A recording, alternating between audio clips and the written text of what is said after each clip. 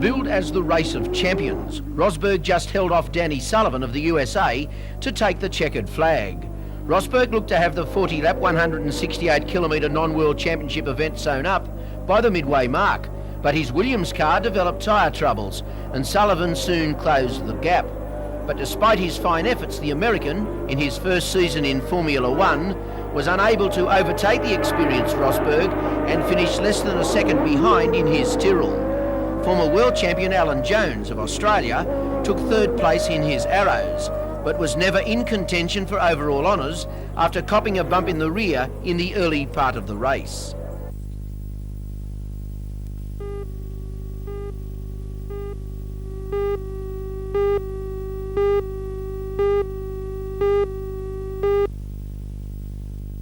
My job with sportsmen is exactly in that area of making people or helping people to enjoy the contest, the competitiveness, and I think that should start from about 12 or 13 years onward, on the onset of adolescence, when children can make their own minds up about what sport they're good at and what sport they want to get their most esteem out of.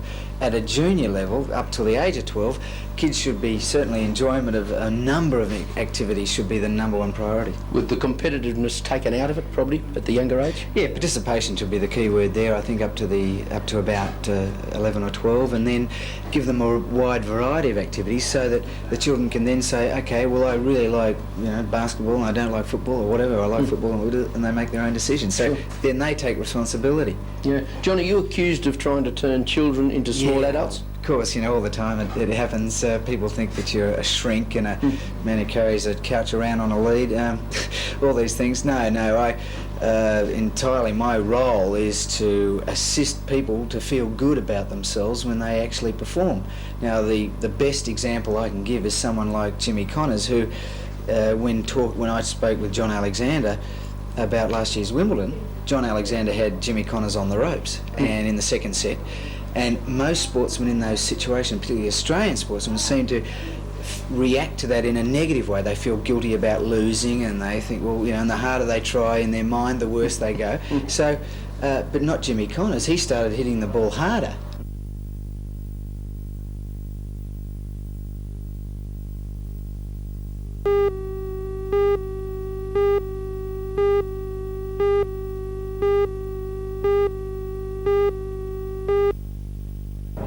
Gets the ball Cessnock's new captain, Coach Neil Pringle, was first to go in a fiery clash between Premiers West and Cessnock. He has been charged with punching. That's about the fifth. Whoa, Pringle's jumped him, put him on the ground.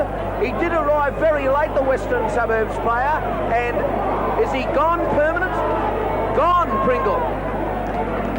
No sin bin, see you Monday night, that one. Monday night's judiciary for Neil Pringle in his first game in the 1983 NBN Premiership. Saw no fingers go up, Jono. No, Lee, it's very hard at times to see just what the referee does indicate, but on that occasion he's made the indication of waving him off. Caught away line and lost the ball. Then forward. West Paul, Brady and Goanna's David McHenry followed after an incident had erupted in the first half. Brady has been charged with fighting, McHenry with being third man into a melee. He got up to play the ball, bit of biv. Bang! Striking, she's on again, World War III. There's no love lost between the black and gold and the red, green and white. And it's all come to the surface in the opening round. Silly play by McHenry running in from that distance lead and knocked the fellow over. He wasn't involved in the incident at all. Well, there's another bloke off the park. McHenry must follow. He's gone. How much time are these blokes getting? Is that 10 or 5 or see you Monday? That looks like see you Monday night at the Leagues Club to me. David McHenry in shot. Joins his captain coach under the shower.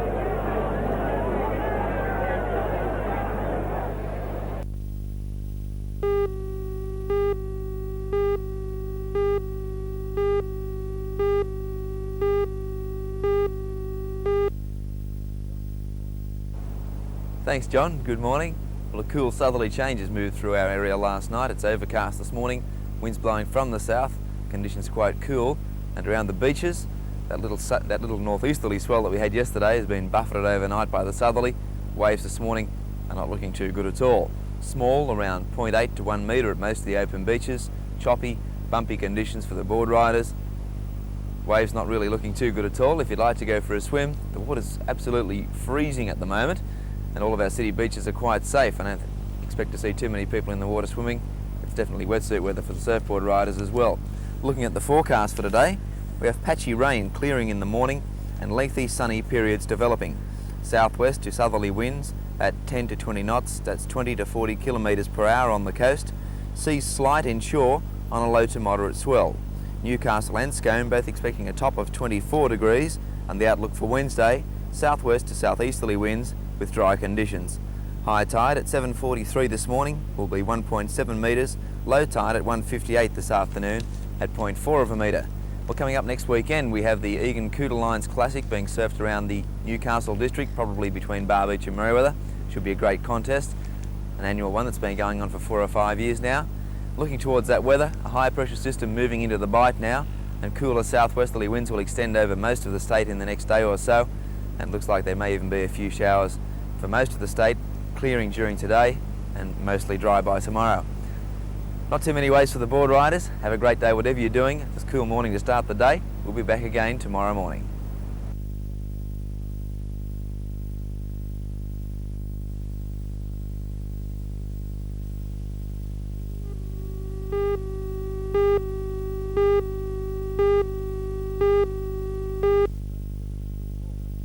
The search for the missing trawler has been intensive, with helicopters and planes conducting aerial searches and 3 police launches covering a wide area out to sea with radar. At this stage, after 2 days of searching, I hold very grave fears for their safety. What do you think could have happened? Well, I don't know. I'm only speculating at this stage, but it has happened in the past where these fishermen, not being well experienced, have caught on the bottom. They've winched themselves down, and I think there's a good possibility that they've snagged the bottom and they've winched themselves over and she's capsized. Dairy farmer Mr. John.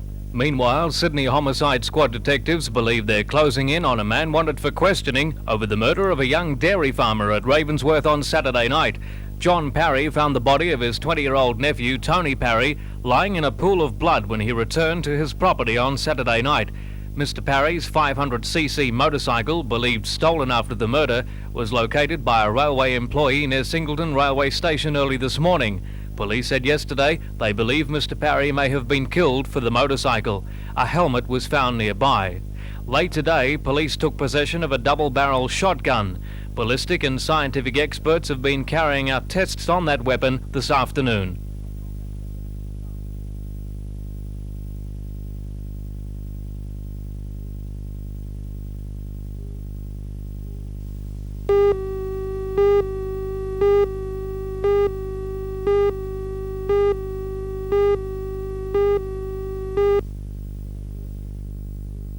I was born in Sydney, but living in Europe for about 4 years. I've done just about the whole range of things in Sydney, from serious music to cabaret, television in my younger days. And in Europe now I'm running courses in the mandolin and giving concerts generally all over the world. I've given concerts in Japan. I was in the Soviet Union last year. I was in Sweden in January. Got some things in the States at the end of the year, and another tour of Russia, and it's a life on the road, really. And what's the purpose of your visit here to Newcastle today? Tonight we're in the City Hall, giving a very unusual concert of music for mandolin, guitar and harp with my German colleague Wolfgang Bargel and the wonderful Sydney harpist Louise Johnson.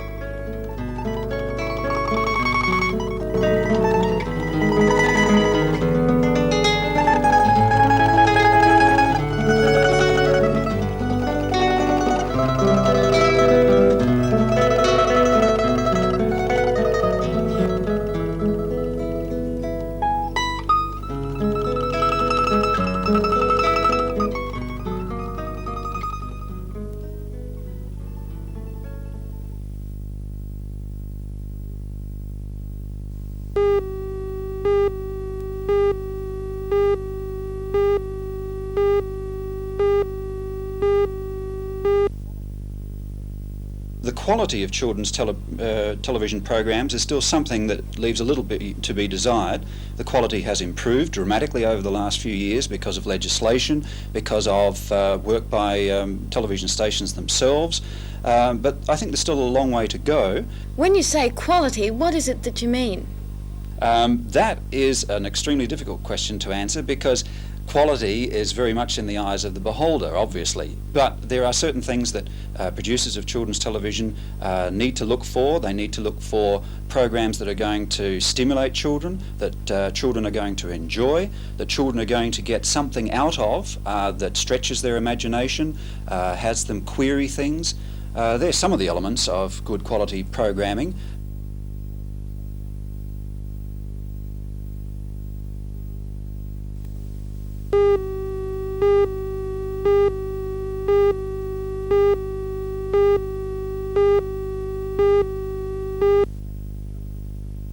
The national state of the heavy engineering construction industry was put to the Canberra summit yesterday.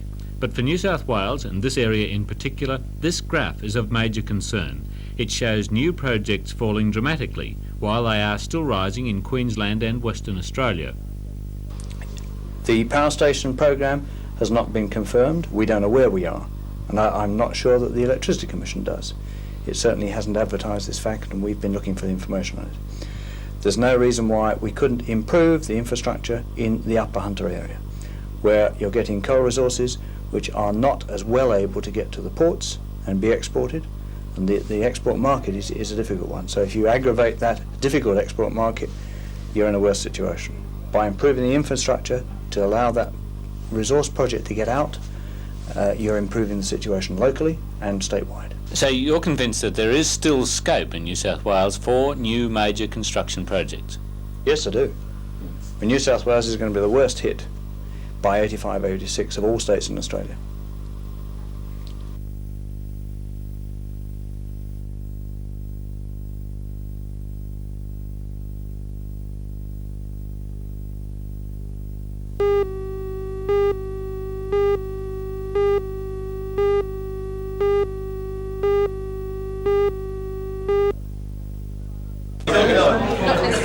Seminar is held annually to help fire control officers keep up to date with the latest trends in bushfire fighting. Last night, the State Minister for Police and Emergency Services, Mr. Peter Anderson, officially opened the seminar at a dinner held at the Quantilam Bowling Club. Mr. Anderson says although there is room for improvement in such emergency services, he fully supports and appreciates the work done by the bushfire fighters of this state.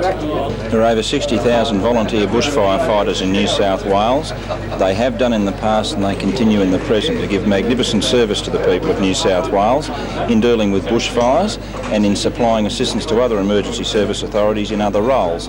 They have my utmost confidence and the confidence of the government, and I'm sure the confidence of the people who live in areas where they're affected by bushfires, and I think that a lot of the comments that are made about the bushfire movement are totally unnecessary.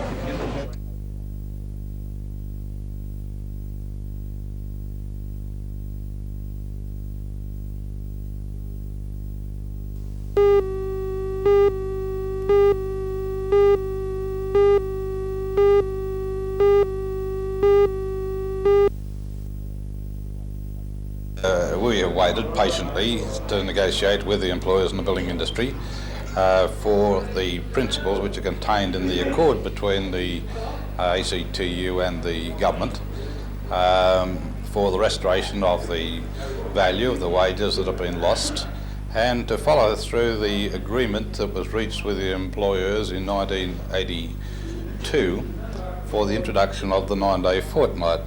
Well, we're a bit amazed at this because they keep reverting back to a 1981 situation where at one stage a 38-hour week and a 36-hour week were discussed in a package that was rejected by the unions themselves.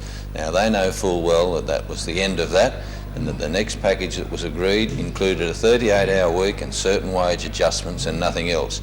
But they continually go back to the fact that there was some discussion. We have simply said now that was rejected. We won't discuss a 36-hour week because we know what the consequences will be. The situation industrially and economically is at a stage where people are out of work and that we just can't afford a 36-hour week, so we've refused to discuss a reduction in hours.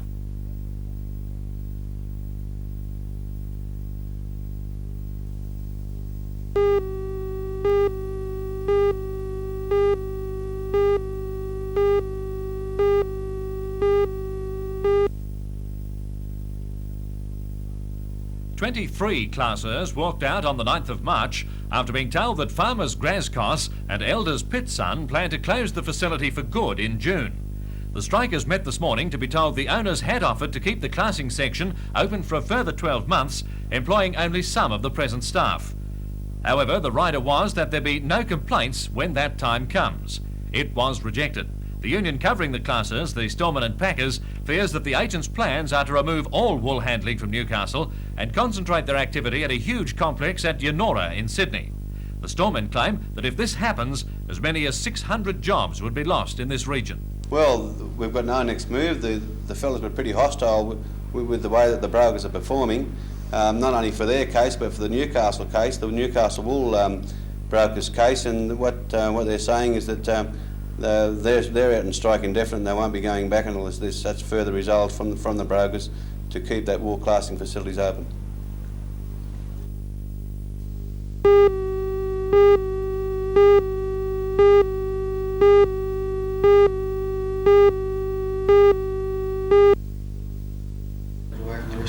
It's a scheme which fulfills a great need, according to Newcastle magistrates who first called for the educational program. Now it's being acclaimed by organisations around the state as an excellent way of re-educating our youth. One of the instigators of the scheme is Mr Bob Barakoff, who is Deputy Superintendent of the Children's Centre at Warramai. The program is one which is designed for young people in the Hunter region. It's the result of requests made by local magistrates to find alternatives in the treatment of young people and adolescents in the region. The initiative is a first for this department in New South Wales, and it is one which we hope will educate, modify attitudes and perhaps prevent further offences in the future.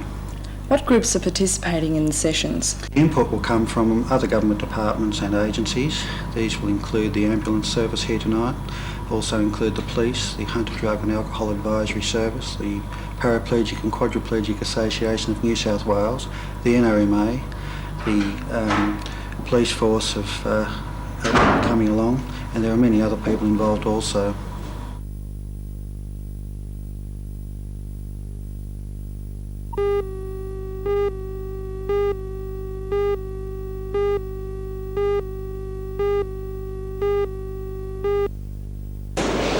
Just before 10 o'clock, a man carrying what appeared to be a pistol entered the Newcastle Permanent Building Society branch in the West End shopping centre. After forcing the staff to lie on the ground, he escaped with what's described as a fair amount of money. In his hurry to get away, the bandit cannoned into the self-opening doors, or the slow to open, and the last anyone saw of him was when he sprinted away across the car park towards Derby Street. Police are now searching the nearby streets. A witness described the fleeing bandit as about 183 centimetres tall, that's 6 feet, possibly wearing paint-spattered white overalls. He had on a rag hat and sunglasses. Anyone seeing someone of that description leaving the shopping centre area this morning should contact Newcastle Police.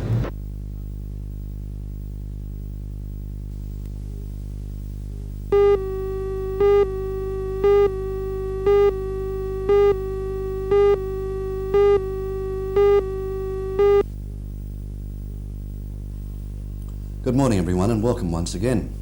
Just before Easter I was speaking with a member of the family regarding Easter holiday arrangements.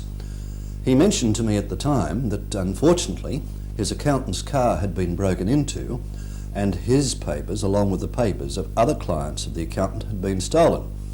Now apart from expressing my concern, my immediate reaction was to ask the family member did he have copies of those important documents, and more importantly, did the accountant have copies?